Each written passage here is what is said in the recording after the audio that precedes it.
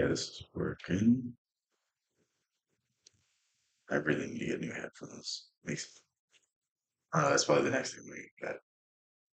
Um, but yeah, going to go live. I have about 2 hours. I don't know if I'm going to spend the whole time being live, but at the very least, I'll give you guys an hour.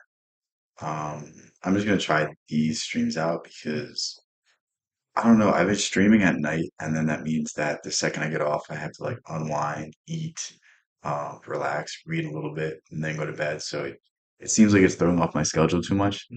Not that I can't do it some days, not that I'm going to strictly stream earlier, but we'll just see how this works out logistically, how this works out on certain days, because it's going to make it a lot easier for me to stay more consistent, do this every day, and that's really what is going to help out the channel the most, I think. Like if I stream when you're not around, I'm very sorry, but you can always watch back the replay and stay tuned for the next one. The great thing about me is there's not a shortage of content that I produce, so you'll always have something new to um, get. But yeah, I'm not sure if anyone's in here yet. I have no idea, but I will send something to my Discord real quick, and um, then I'll get started. But yeah, um, I don't know. I'm going to start doing more videos that are like, oh, read these 5 books if you want to learn about this. Read these books if you want to talk about, if you want to learn about psychology or my favorite philosophers. Or one of the video ideas I have is a philosopher that I studied tier list, just so you guys can kind of get a ranking of where I hold certain ideas. I think that'd be a fun video to do, but I want to start doing more of those because I don't know. I've suggested so many books that if you read, it's life-changing information, and I kind of want to just enjoy the books I'm reading. Like, there's times where I feel like I'm forcing myself strictly so that I can do a video on it, and it takes away from my actual learning, and it makes it way less fun. So I don't know. I'll start throwing those in more. Um, I also haven't been doing 33 strategies of war. So that could probably be why it's struggling, or I'm struggling to keep up with making videos and stuff. But, it is what it is. I got to find out a better system. It's just hard because, like, this is a part-time thing and I can't spend all my time. I wish I could spend all my time doing stuff for this, but it's unfortunate that I can't. But yeah, you gotta make the most of it. This is a video that someone sent in my Discord. If you want me to react to something and it looks interesting, I'm not gonna react to just the most nonsense stuff, but if you send me a video about Young and I haven't watched it, I will watch it on stream. So that's something I want to start doing more and more. It's one thing for me to find videos, it's one thing for me to look at things that I like, but it's another to get more of the consensus of the community. So if you ever want to suggest for me videos to react to, go ahead, go on my Discord and send it under the videos tab. Um, I think that's going to be a fun way to get audience engagement on top of just comments and everything else. Like, I think it'll be fun to have you guys dictate where the stream goes to. So, yeah, without further ado, let's get into this. You felt like you're in control of your own My life, sound is off. making choices, setting goals, and deciding your future. Now, what if I told you that not all of these choices were truly yours? There's something invisible that's deciding for you every day, without you even realizing it. A backstage director that guides your actions, your words, and even your silences. You might not have noticed. That's a really good definition of the unconscious. The unconscious is something that if you weren't aware of it, you would never know about it. That's really the best way to put it. It's like a hidden hand. It's something that pushes you in certain directions when you have certain responses to certain events. It's why you act unreasonably. It's why you continually make, poor decisions, continue with bad habits. It's all an unconscious force just guiding you in that direction. But when you avoid an uncomfortable conversation, delay an important decision, or hold back your emotions, you're not just pushing the conflict under the rug. It's more than just that too. It's Your unconscious houses all of your bad habits, all of the memories that you've forgotten but have shaped you. It holds all of the mistakes you made. It really holds everything that you don't want to remember or that simply has gone out of your conscious mind because your conscious mind needs space for the day-to-day activities. And throughout the course of this, it becomes dormant, but it affects you in subtle ways. And usually it's not something that is easily tied. It's not something that you can easily connect the dots of like, for me, I have like a need to people please. And that's because when I was younger, I didn't think my father liked me. So it's like if you see me falling into the trap of like wanting everyone to like me, that's why. And it's something I've only realized recently, but it's not always direct. It's not something that will always make sense. It kind of manifests in different ways for different people. And that's the difference between Jung and Freud. Jung was more open for interpretation, whereas Freud thought you could really standardize the mind. But Jung recognizes that each individual is very unique. They're going to take their unique individual experiences and it's going to work the unconscious, affections in different ways.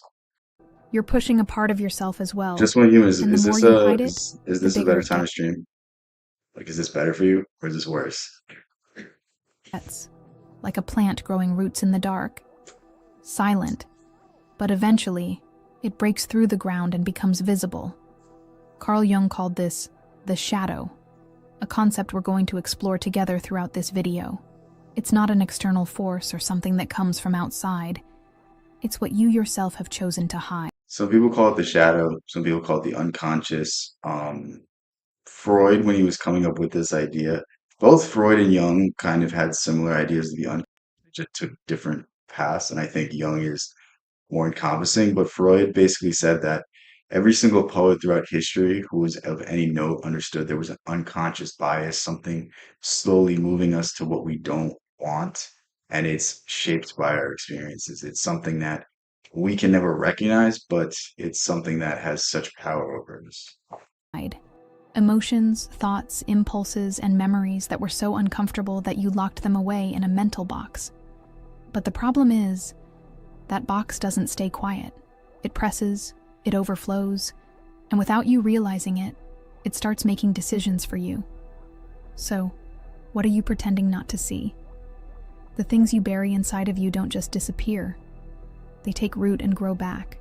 Maybe they're in the opportunities you missed, the words you never said, or the choices you didn't have the courage to make. And that's exactly what we're going to talk about. We're going to It's usually not that. It's usually not your failure to take action, it's usually the things that you did wrong. The failure to take action is generally forced by the shadow, generally forced by a part of yourself that doesn't want to fail, by a part of yourself that was hurt in the past when you did something wrong, when you tried to do something and you didn't succeed. It's like a defense mechanism. understand what this This is shadow what a lot is of that people struggle with. A lot influences of your people, decisions, why it forms. they're gonna self-sabotage. I have a friend that anytime he makes a lot of money, anytime he gets like a bonus or any sort of financial stability, he'll go spend more money than he has. And what I think it is it's his brain basically saying like, you don't deserve to have this. You don't deserve to be stable. You don't deserve to have any of these things. And God, I hope he doesn't watch this because I don't really psychoanalyze my friends, but these are just observations I've made, and it's something I see in myself too. Because anytime I start to make progress, anytime I start to, um, you know, get any sort of headway on things that I really want to work towards, I always like take a break. I always, in some way, take my foot off the gas. I always, instead of continuing what I'm doing, I switch to something else because I get bored of it. And I don't know. It's sometimes you're your own worst enemy. And most importantly, how you can regain control of your own life. If you've ever felt like, no matter how hard you try, it's as if you're driving a car with the handbrake on, then this video is for you, because it's not what you face that haunts you. It's what you pretend doesn't exist. Imagine there's a dark room inside you, a place where everything you don't want to see about yourself is thrown and locked away. In this space, I don't know if it's you pretend it doesn't exist, but you don't recognize the validity of it. And the idea of this is think of any time you get into a discussion, think of any time you get into an argument. Do you criticize yourself or do you criticize the other person? Do you see where the other person is coming from, or do you say, I acted in this way because this person did this? Kind of a link drop?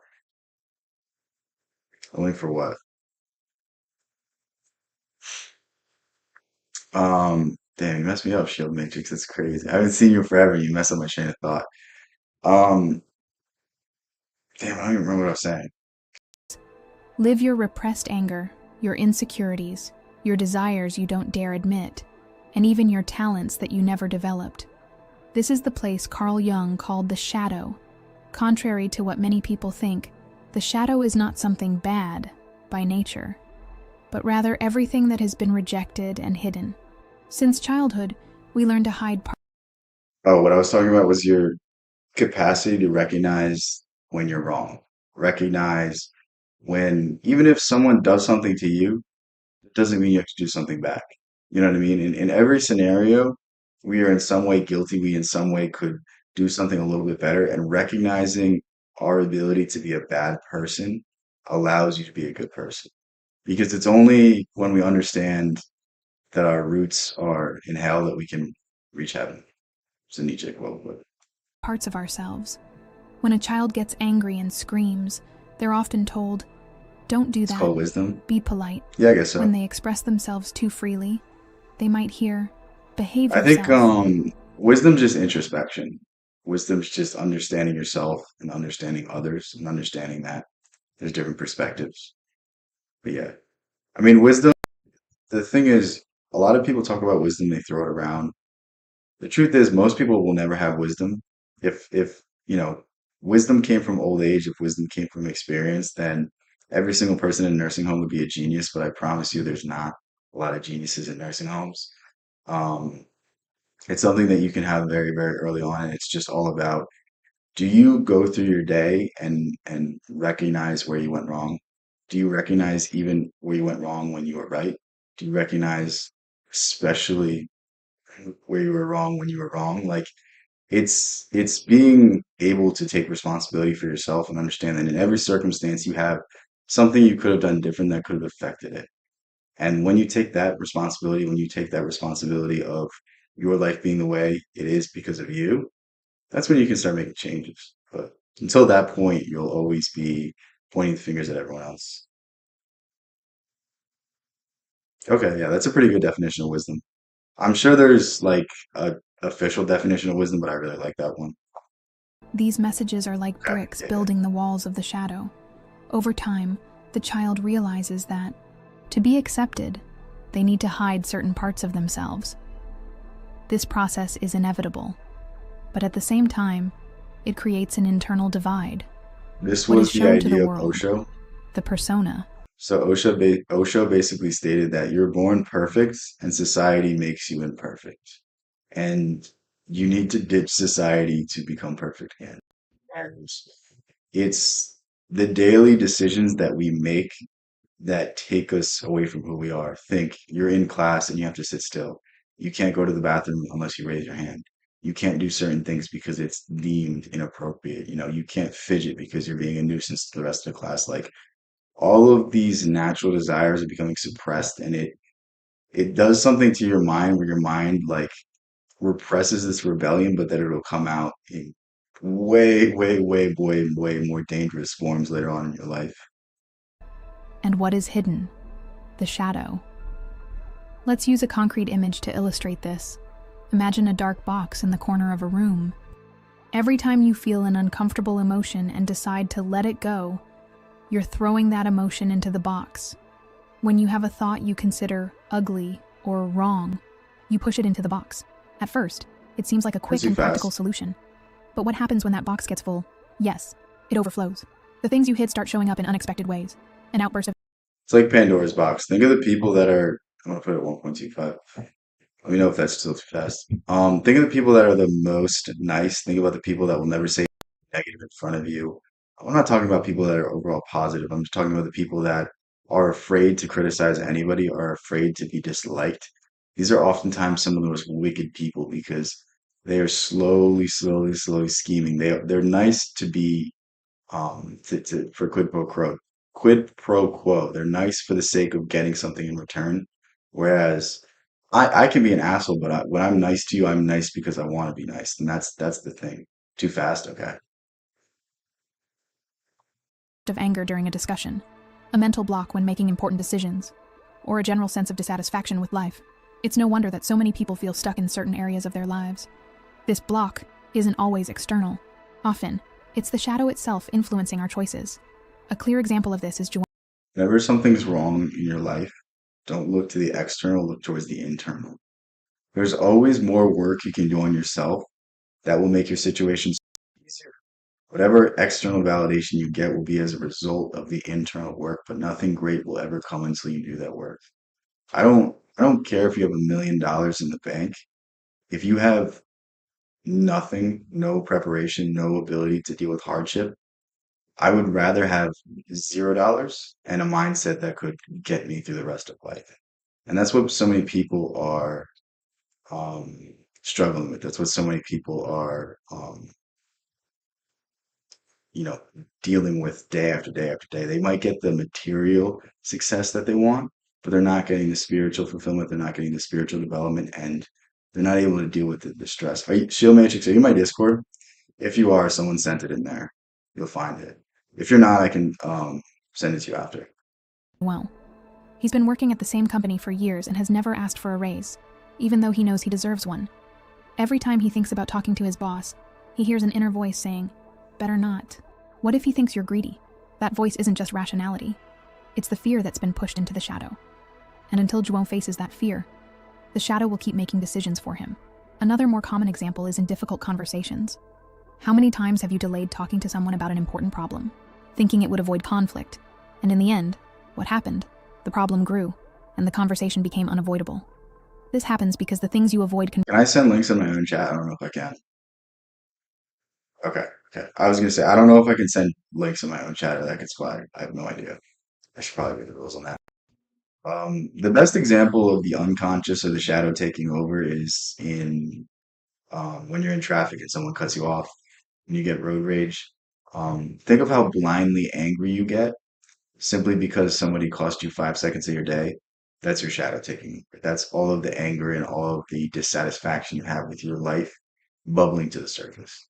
confronting don't disappear. That's my favorite way of explaining it because I think it's just the easiest to see. They just accumulate. That's exactly what the shadow does.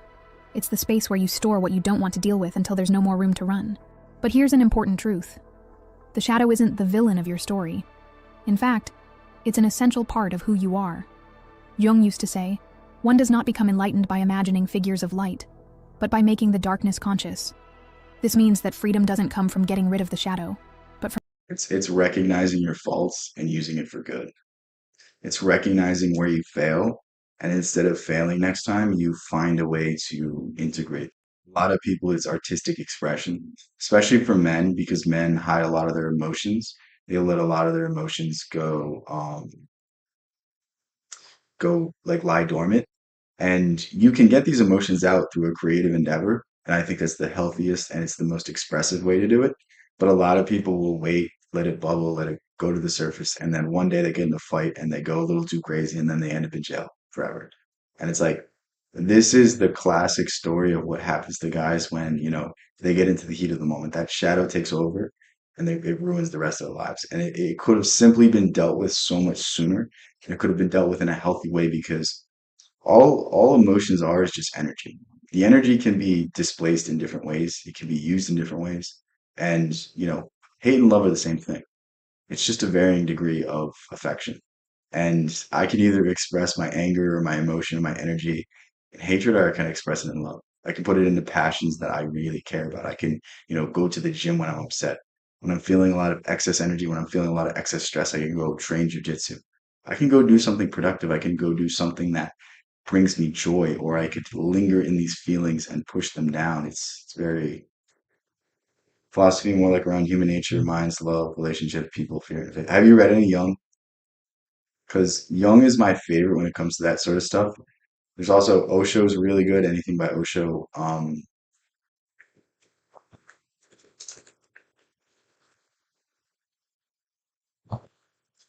Yeah, I want to buy shoes right now. This book, When the Shoe Fits, this is probably his one of his better books because it's a big overview of a lot of his ideas. It's really just Taoism. Um, if you want to explain Osho at all, just look up Taoism. Um, Let me think what other things. Um, if you haven't read any Jung, then you should read something like Memories, Dreams, Reflections, or Man and His Symbols. Um, Another one that's very good that I read recently was Walden. Um, Emerson as well, Emerson's essays. Uh, I mean, I'm not sure exactly what you have read, but if any of those were interesting, I think if you want to read fiction, The Book of Mere Dad,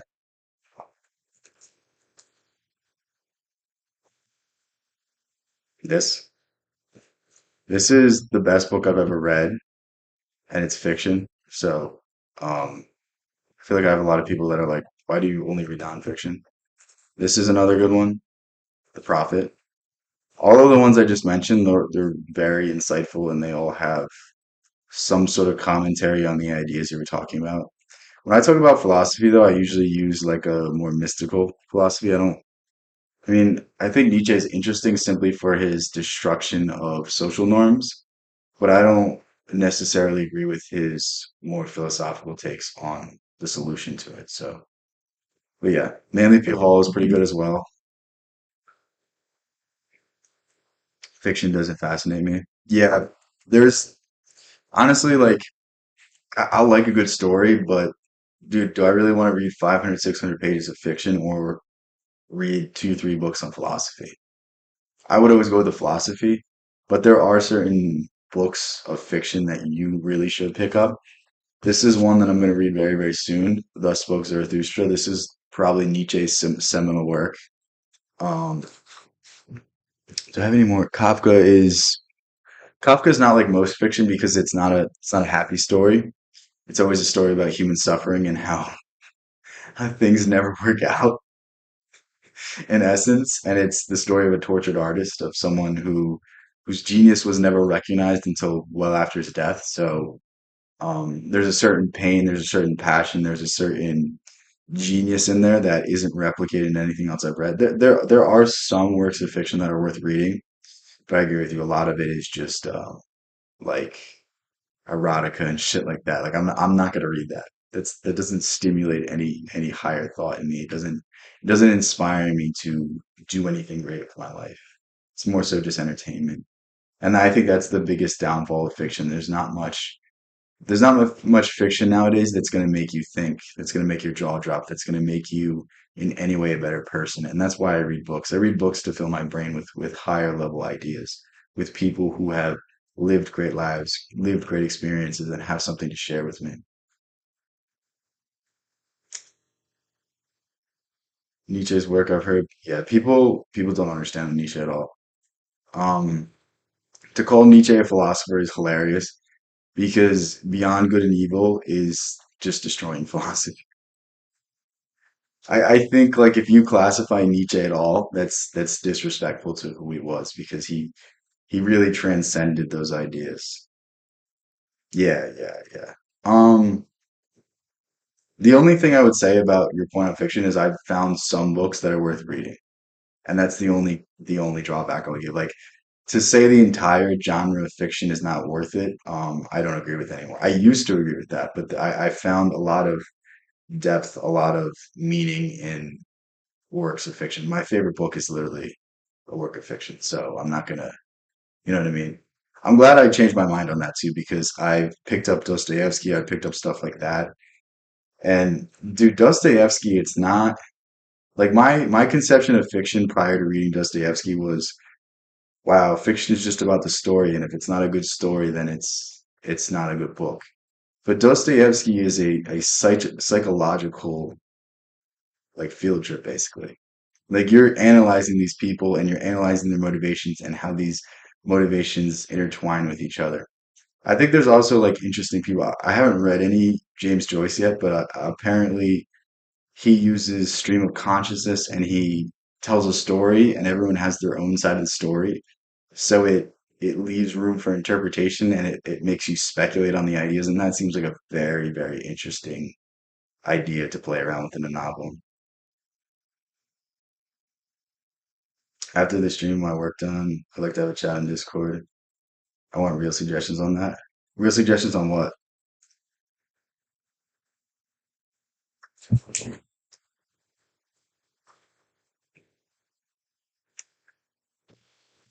I mean, the book I'm reading right now is super interesting.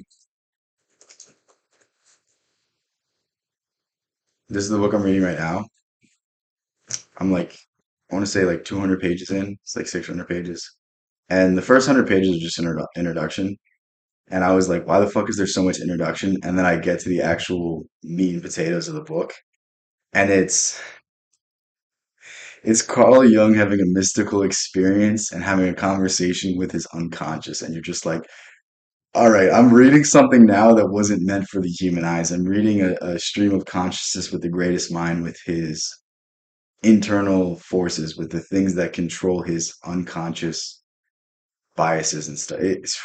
It's so cool. The books, okay. Yeah, no, I have some time later, so we can talk about this. From getting to know it, because as long as you don't recognize what's hidden, it will keep making decisions for you. To close, here's a reflection for you. What parts of yourself are locked in that dark box? What fears, feelings, or desires have you been avoiding? Asking yourself this question is the first step toward regaining control of your own decisions. Now that you understand what the shadow is, it's time to recognize how it shows up in your daily life. The shadow doesn't always reveal itself in obvious ways.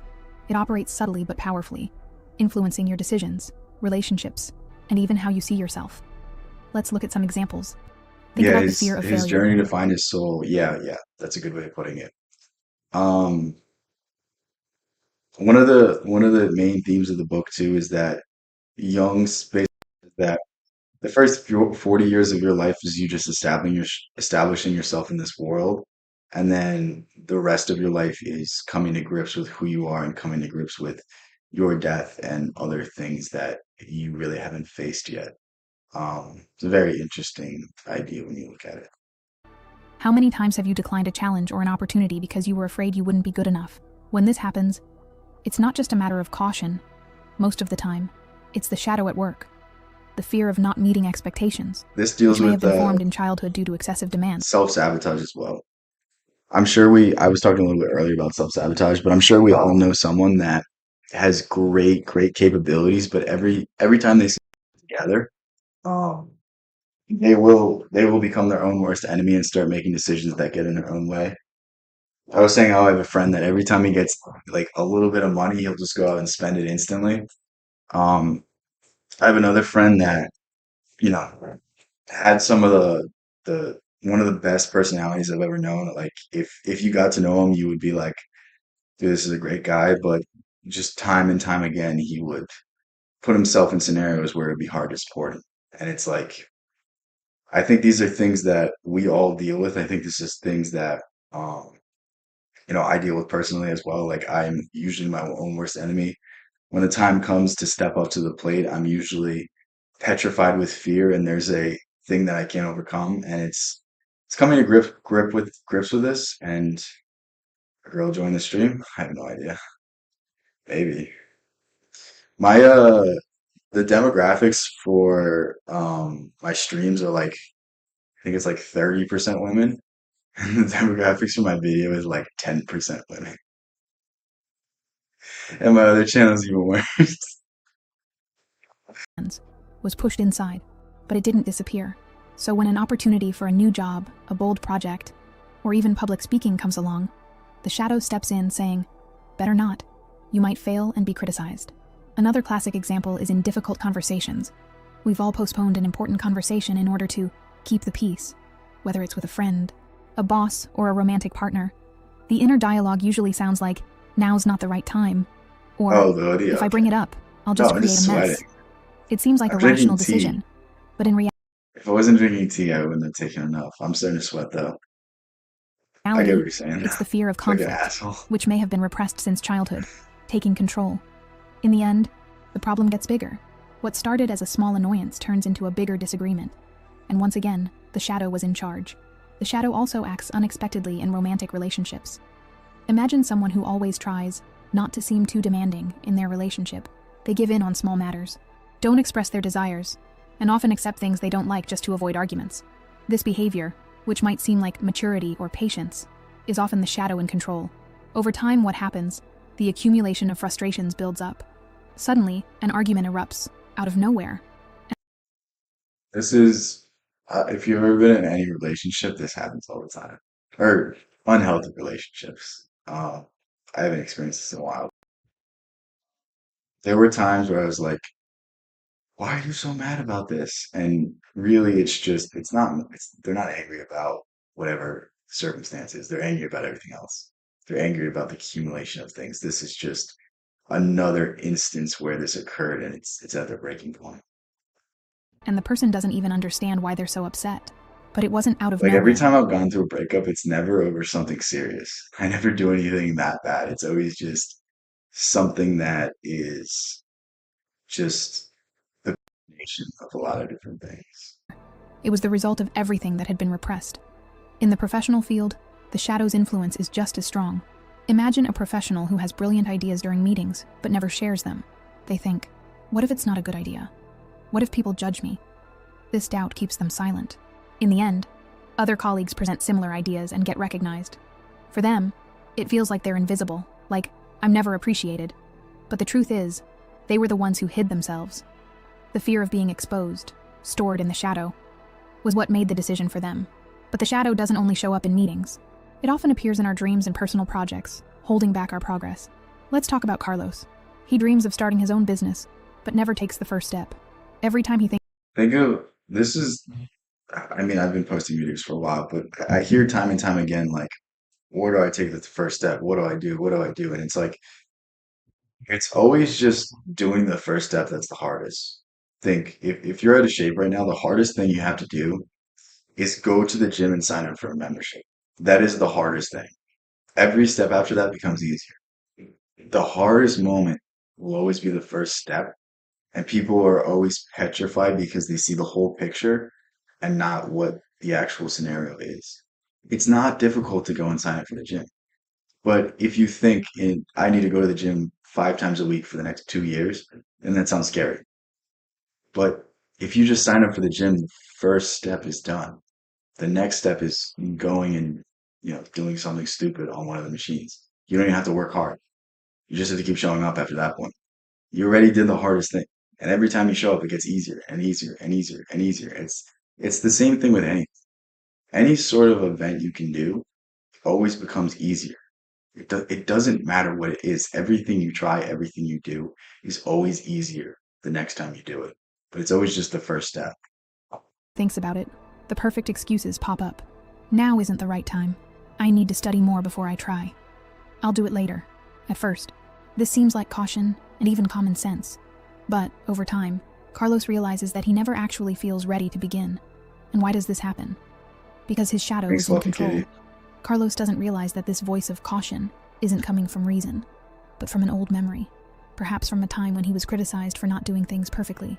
Today, he still tries to avoid making mistakes at any cost. By doing this, he protects The saddest part about the unconscious is a lot of people will remember things that restrict them and they don't forgive the person. Um, Personally, a lot of my issues stem from the fact that my dad really wasn't like he was supportive, obviously. He always wanted the best for me, but the way he did it didn't come off that way. He was always harder on me than anyone else. And that's just because he saw my potential. But for years and years and years and years, I blamed him for all of these issues I was having. And the moment I just dropped it and understood that, his father wasn't there to teach him the lessons properly. His father wasn't there to be an example for him to be the father. So why am I angry at him? I probably would be doing this exact same thing if I was in his shoes. And you know what? At least he cared about me. At least he tried to show that he cared about me. Maybe it didn't always come off that way, but I need to at least accept things for what they are and move past them. Because it's us clinging on to these experiences, us clinging on to these issues, these traumas that keep us in the same loop. If you forever, for the rest of your life, hold on to whatever has happened to you, then you're forever stuck. You'll forever be blaming that for why you're not where you should be. The moment you drop it is the moment that you can move forward without any baggage on you. Stop carrying all these weights with you. You're basically carrying a 100-pound weight with you as you walk. That's your spirit. That's your soul. Drop all this baggage and everything becomes easy. Protects himself from potential failure, but at the same time, he prevents his own growth. In the end, he stays stuck in an uncomfortable comfort zone, all because his shadow is making the decisions for him.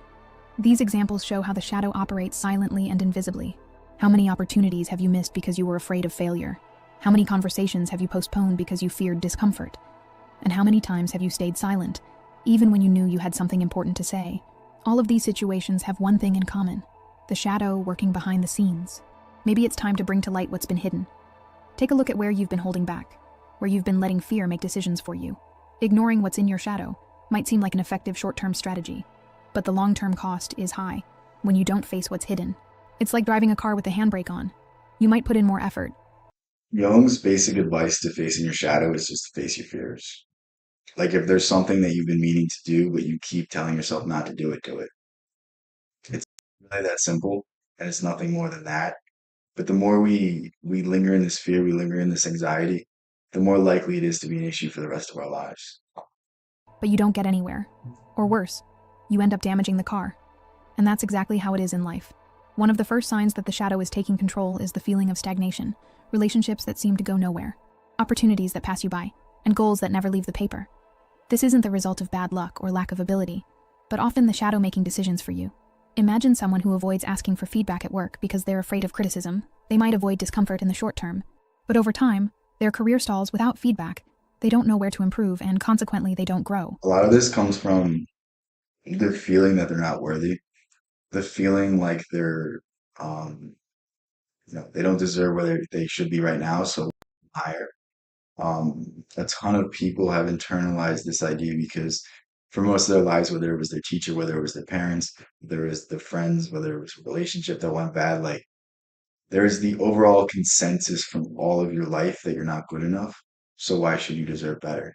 And the truth is, like, maybe that was true at the time. Maybe you weren't good enough at the time, but that doesn't define you. And that's what we have to start realizing. Like these ideas of us not being good enough, possibly we're right, possibly we're correct, but they're not correct today. How dare I start streaming when you're at school? My bad, Eddie. My bad. Um, Dude, I'm just trying to try out new streaming times because I feel like it's much easier for me to stream at this time because I'm not as tired. I have more energy. I even have more time today. But um, yeah, Eddie, I'm sorry, man. I don't know what to tell you. You can always watch it back, right? Another effect of the shadow is emotional exhaustion. Every time you swallow an emotion, it doesn't disappear. What was repressed stays inside, and at some point it overflows. This can An easy statement that reminds you of this is what you suppress will be expressed. That is the way to think about it. Whether it's directly, whether it's indirectly, what you hold back, what you don't put out into the world will always find its way in one way or another. And when it surfaces, when it comes to the surface and it's not controlled, it's usually something very bad. It's usually done in the worst way possible. It usually manifests in you screaming at someone you shouldn't scream at, you ruining an opportunity because, for whatever reason you were just upset. It's always something bad. It's very rarely anything good. manifest as outbursts of anger, anxiety attacks, or even physical symptoms like headaches and muscle tension. It's the body's way of trying to deal with what was ignored. You've probably experienced something like this. After a day full of small frustrations, one final situation triggers a disproportionate reaction. It wasn't that single event. It was the accumulation of everything that had been pushed into the shadow. In relationships, the cost of living without acknowledging the shadow is even more apparent. Imagine someone who never expresses their needs for fear of being seen as difficult. They give in to everything. Accept what the other person wants, and try to avoid any conflict. At first, this may seem like a strategy to maintain peace, but what happens next? Frustration, resentment, and It's not bad to be easygoing, but when it's inauthentic, when you're being easygoing for the sake of being easygoing for the sake of not, um, you know, speaking, then that's when it's bad. I'm a very easygoing person most of the time. There's certain things that will I get very nitpicky about, but for the most part, I don't really care about, the nitty gritty details. But It's again, it's not a bad thing. No characteristic is a bad thing unless it's inauthentic, unless it goes against who you truly are as a person. And that's what you need to start recognizing, the things that you sacrifice, the parts of yourself that you sacrifice, and it upsets you. It makes you angry that you have to do these things. You know what I mean? Like if you're someone that likes to talk and you feel like your job doesn't allow you the opportunity to talk, then that's going to eventually create problems somewhere along the line.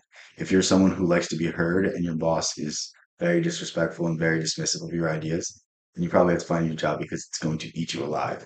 Like these are all things that are easy to address. I'm giving easy examples. There's a thousand more that are much difficult, but Often, breakups. Because no one can pretend that everything is okay forever. The person who never says, I don't want this, eventually explodes. And the other person doesn't understand why. Because from their perspective, everything always seemed fine. The shadow also affects life choices. How many times have you given up on an opportunity because you didn't feel ready? That feeling of inadequacy, which often shows up as, it's better to wait a little longer, is actually the shadow at work. Maybe, at some point in your life, you were told that you weren't good enough, and to avoid there's no such thing as perfect circumstances. There's always the idea that, oh my God, I need to wait for the perfect time to ask her out. Oh my God, I need to wait for the perfect time to start this business. There's no moment like the present. The moment you start saying, I need to wait for the perfect circumstances, the moment you're going to continue to push this off for the rest of your life. the pain of failure, you decided to avoid risky situations. The problem is, by avoiding risk, you also avoid growth. The ultimate cost of ignoring the shadow is the loss of autonomy when you don't face your repressed parts. You're not in conscious control of your decisions. Instead, your choices are driven by fear, shame, and guilt that were hidden in the shadow. It's as if you're being guided by an invisible hand, and it's not yours. But here's the good news. This can be reversed. By looking at what was repressed, you regain control. The light of awareness. You're never going to completely get rid of the shadow, nor do you really want to. There's certain people that want to. If you want to become enlightened, then removing your shadow is the path to doing it. But as you begin to address your shadow, you find more and more layers to it. Um, a few years ago, the issues I dealt with were much different than the issues I deal with today. It's a never-ending onion, basically. Once you get to one level, you get deeper and you find another level. And then there's another level. And then there's another, like, it's just a never-ending cycle of you discovering more about yourself. And in this discovery, it's all about acceptance and transmutation. It's taking the impulses that you don't like, the things you don't like in your life, and finding a way to supplant them, finding a way to transform them into something beneficial. That's really the secret to this. Dispels the darkness, and what once seemed like a monster reveals itself to be just a part of you that needs attention and care. So, pay attention to what you're avoiding. Notice the unsaid no's, the postponed conversations, and the opportunities you keep leaving for later. All of these could be signs that your shadow is taking the wheel. And remember, as long as you don't face what you've hidden, it will continue making decisions for you. If, up until now, you've realized that the shadow plays an invisible role in your choices, now is the time to understand how to regain control. It's not about eliminating the shadow, but about bringing to light what was once unconscious. When you recognize what's hidden, it loses the power to make decisions for you. The first tool. Emerson said, there's not a single trait that is seen as positive that doesn't have its drawbacks. There's not a single trait that's seen as negative that doesn't have benefits. Think if you're a short guy, it's called the Napoleon complex. The short guys usually have the biggest fiery rage to make something of themselves. And that might be seen as a bad thing, but in certain contexts, it might be a good thing.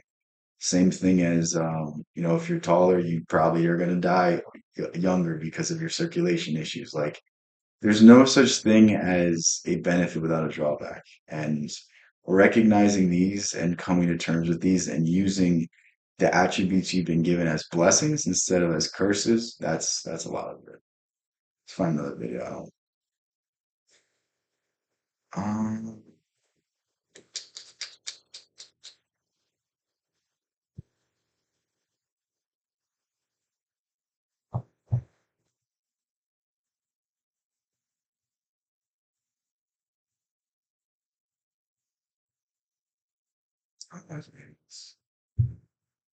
none of these sound like super interesting. Um, does anybody have anything they want to send me? I'll I'll go through it. But yeah, what do you guys think of these ideas? Are these like things that click instantly, or are these things that you're kind of skeptical of? Because to me, like the moment I learned about the unconscious was the moment that I began to work with it. But prior to prior to understanding this idea, I always had, I don't want to call it demons because that's not really what they are. It's like I always had issues that I dealt with. I always had things that would continue to show up in my life that I was not addressing and I was unwilling to address. And because of that, I was held back for so long.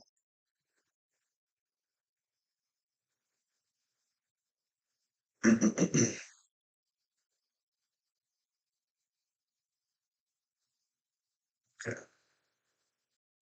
This is a nice short video, so how long is it? What time is it? I have to leave around like 5:15, I think. So I don't have to leave. I have to end the stream around 5:15. So um we'll go through a little more stuff. But yeah, I don't know if what I'm saying makes any sense. It makes a lot of sense to me, but again, it's really easy to make sense to me. You just have to be philosophical about things. Sounds a little too loud. That existence, the physical universe, is basically playful. There is no necessity for it whatsoever. It isn't going anywhere. That is to say, it doesn't have some destination that it ought to arrive at. But it is best understood by analogy with music. Because music, as an art form, is essentially playful. We say you play the piano. You don't work the piano. This is a very important idea to keep in mind. Think of the seriousness we attach to life. Think of all these deadlines, all of these, do this, you need to do that. Like, think of how much we try to like gamify life and make achievements and believe that we're defined by whatever accomplishments we have. It really takes the joy out of things, you know what I mean? What's up, just one human? How's everything? Why? Music differs from, say, travel. When you travel, you are trying to get somewhere. One doesn't make the end of a composition the point of the composition. There. One doesn't make the end of the composition the point of the composition. That's saying that the end goal, desire, the end state is not the fulfilling aspect of it. It's everything in between. And this is the idea of living your day one, or you living your life one day at a time. You know, so many people push off all their happiness to the end of their lives. They work these high stress jobs. They do these things that they're really not passionate about. And in the end, they're like, I have all the money I want. But it's not about the end. It's about the days in between. If that were so, the best conductors would be those who played fastest. And there would be composers who wrote only finales. People go to a concert just to hear one crashing chord, because that's the end. Same way in dancing. You don't aim at a particular spot in the room. That's where you should arrive. The whole point of the dancing is the dance. Now, but we don't see that as something brought by our education into our everyday conduct. Tolkien said, not all who wander are lost. It's very similar to this idea that it's not about the destination, it's about the journey, about the friends you make along the way, the experiences you have, the lessons you learn. We've got a system of schooling which gives a completely different impression. It's all graded. And what we do is we put the child into the corridor of this grade system with a kind of, come on, kitty, kitty, kitty. And now you go to kindergarten, you know, and that's a great thing because when you finish that, you'll get into first grade. Think about it. Even if you create a masterpiece, let's say you write an essay that has some of the deepest philosophy possible, the greatest thing that can that is an A plus, nothing else. It's like it's so funny how we try to codify creation, how we try to classify it, and meanwhile it should just be celebrated as creation, creativity, because it's truly the only thing that sets us apart from other beings. And then come on, first grade leads to second grade, and so on, and then you get out of grade school, you go to high school, and it's revving up, the thing is coming. Then you're going to go to college, and by Jove, then you get into graduate school, and when you're through with graduate school, you go out to join the world. And then you get into some racket where you're selling insurance, and they've got that quota to make, and you're going to make that. And all the time, the thing is coming. It's coming, it's coming, that great thing, the success you're working for. Then when you wake up one day about 40 years old, you say, my God, I've arrived. I'm there. And you don't feel very different from what you always felt. By expectation. Look at the people who live to retire and put those savings away. And then when they're 65, they don't have any energy left. This is what I was about to say. Like, when you have that money, you can't enjoy it. When you have those things, it's not the same. Like, if I had $1 million right now, I bet you my life would be so much more fun than someone that's 60 or 70 years old with $1 million because I have the energy to go out and travel. I have the energy to go out and do things with it. I have the energy to go start a new business or, start a new empire, like whatever it is. I have the energy to do it. Whereas you'll sacrifice your entire life to have something that isn't as useful to you.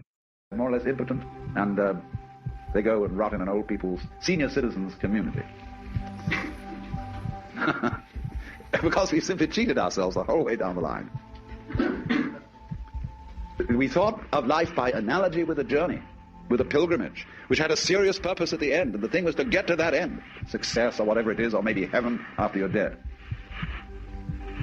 But we missed the point the whole way along. It was a musical thing, and you were supposed to sing or to dance while the music was being played.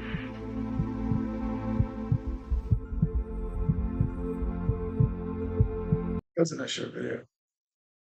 Let's see what we find.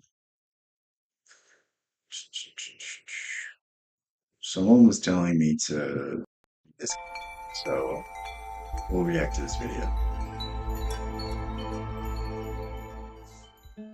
A beggar had been sitting by the side of the road for over 30 years. One day, a stranger walked by. "Spare some change," mumbled the beggar, mechanically holding out his old baseball cap.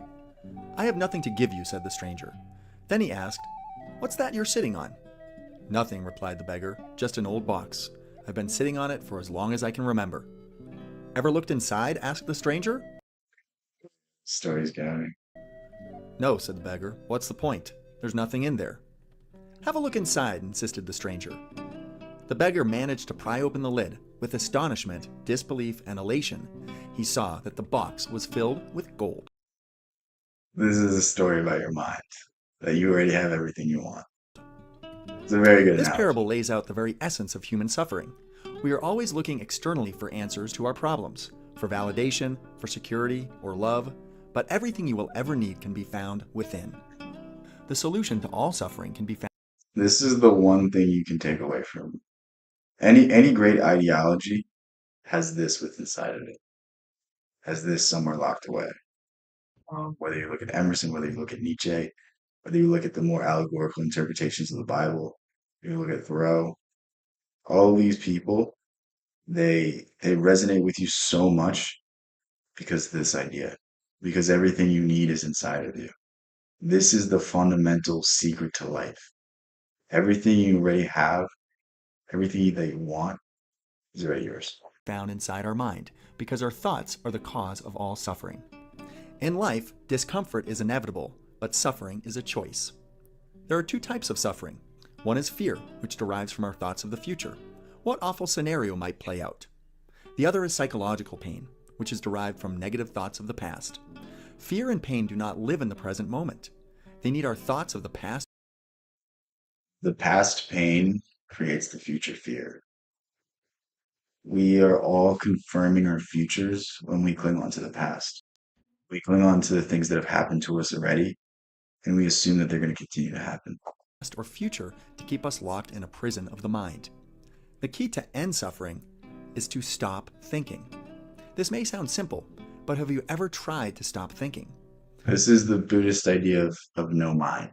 So it was stated that Buddha, his mind was never active unless his mind would never race. He was in a state of almost permanent meditation where his mind was completely quiet until you asked him a question, he would answer.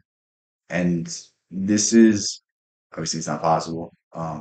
I mean, it may be possible for one or two people in the entire world, not me, but the more you can get to this state, the more happy you're going to be. Because think, when you're stressed out, why are you stressed out? It's because you're putting all your thoughts, all of your energy to the things stressing you out. The moment you drop them, the moment you drop all of this stress and anxiety and you focus on what can I do? What are the steps I can take right now in this moment? That's when all of the stress begins to subside. That's when you begin to actually work on the progress, the project, and start making progress. And these things start to almost evaporate. They turn into thin air. So For most humans, this is surprisingly difficult. Don't believe it? Then go ahead. Give it a try right now. If you're like most people, you likely can't stop thoughts from seeping into your consciousness, even when you're actively trying to push them. meditation is not about um, having no thoughts. It's about not lingering on thoughts. When you first start meditating, don't worry about thinking. Just don't fixate on anything. So when I'm meditating, a lot of the times when I first start, I'm like my mind is racing and I'm thinking about a million different things. And as I'm thinking about these things, I begin to fixate on them. I begin to be like, well, when this happens, then this happens. No, let the thought pass through your mind. Let the thought just pass through. And when you start doing this, it's eventually going to start calming down. And there's going to be a state where nothing happens, where like time ceases to exist because there's no idea of time because you're in the current present moment. Out. So how do you I stop don't know if thinking? that makes any How sense do you if you've stop never the endless meditated, chatter in your head? but I want you to How start do we end trying to the meditate addiction because to our it's the most thoughts? beneficial thing you can The do. way to turn off your thoughts is Meditation is the key to getting into a different state of consciousness. If you can get into a different state of consciousness, then you can get into a different life. It's really that everything in your life is a result of the ideas you fixate on, of the things you put your attention to. And if you can actively start shifting your attention away from this world to the internal world, then you can actively start changing the internal world, and then the changes to the external world will eventually happen. It's all about changing who you perceive yourself to be, writing the script of who you are and not letting everyone else define you. And that's how you live the life that you always wanted to. That's how you live the life you were meant to. And so many of us are affected by everything else around us. And this is why more now than ever, meditation is necessary. to understand that you are not your mind. You are not your thoughts. The real you is something far more infinite. Most of us have been conditioned to think that our mind is who we are, that our past defines what we will be forever. But our thoughts about ourselves are merely the ego. The ego is a very peculiar thing. It's a survival mechanism that will do whatever it takes to protect itself. The ego is just what society tells you you are, what you perceive yourself to be in the context of society. It's your accomplishments, the skills, the things that give you value in society. But the ego is not really you. The ego is a part of you, but it's not the whole picture. But people believe that the ego is that. People believe that they are defined by their accomplishments, that they are defined by their bank account, they're defined by how society views them. It's just not the truth. Your self definition, your self definition of who you really are is the truth. This is why so many people get upset when they are wrong. They believe that their thoughts are their identity. If their thoughts are proven wrong, then their identity gets It's such a broken. funny picture. However, if you understand that you are not your thoughts, you detach yourself from the limits The chick's just crying because he's pointing like, and beliefs of the ego. The mind is a I don't know why ceaselessly working I find survival it so tool, funny. like your heart or your guts. All these organs are part of us, and we're aware of their effects. We can even sometimes feel them move within us. But the mind is the only one we put on a pedestal, claiming, "This is me." If it were true, though, what exactly is putting your mind on a pedestal? If we can point the finger at our minds, then who's pointing the finger? You are something that encompasses your mind, and your true self has far greater reach. I think this was Osho that said this. We have the mind, we have the body. Inside the body is the mind, and then inside the soul, we have the spirit. And everything's encapsulated inside each other.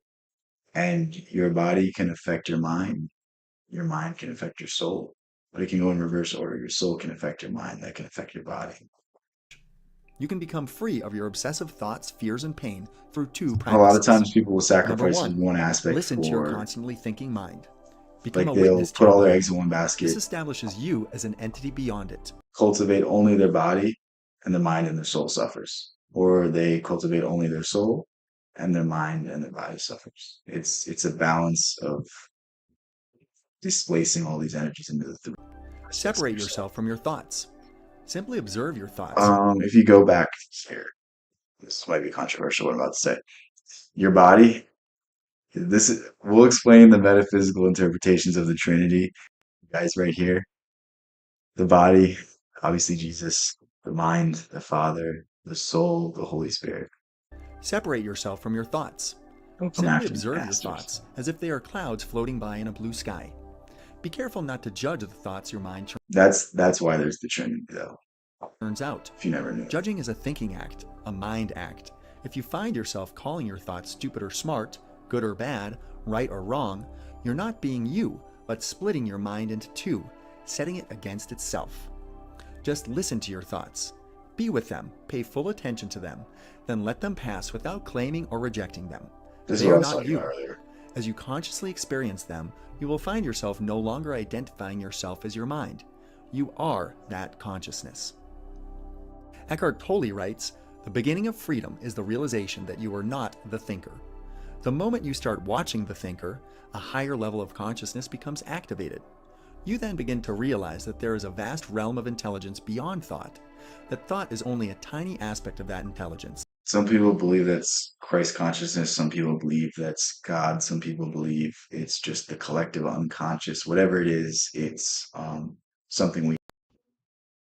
You also realize that all the things that truly matter, beauty, love, creativity, joy, inner peace, arise from beyond the mind. You begin to awaken." Number 2, being conscious of the now. That is, everything around you in this moment. Your surroundings, your body. Stream for. I might stream again later at some point.